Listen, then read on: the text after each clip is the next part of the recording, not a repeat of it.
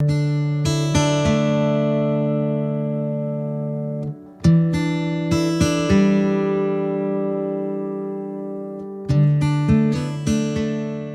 I'm Alex Balloon, and I'm here at the Tacony Library to share an awesome display of paintings in the library garden that we did with artist Mat Tomezsko. Those paintings are a combination of original works and new works of both Tacony residents and business owners here in the library garden.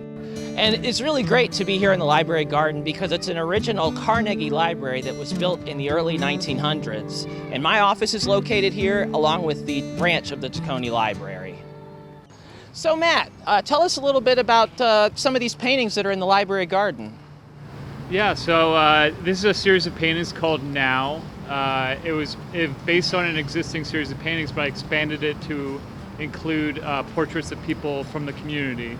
So various people were selected and asked to participate, and then I asked them to provide a portrait of themselves. Some of them posed, some of them did a selfie, and then we sort of like worked together to find an image, and then I painted it. This is a portrait of me that a wonderful Philadelphia visual artist, Mat Tomezsko, did, and it's taken from a photo from one of Philadelphia's best dance photographers, Bill H. It's from a piece that I did at the Etc. Performance Series, which I produced at the CEC in West Philly. And Matt took the photo and did this amazing portrait, and it's here outside the Tacony branch of the library.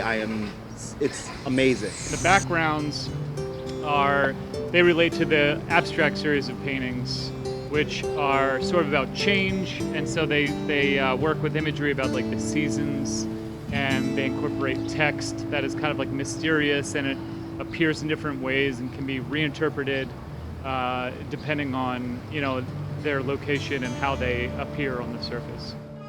That's great, and I've noticed a lot of references to spring. Is there a specific season that you picked, or is it all seasons?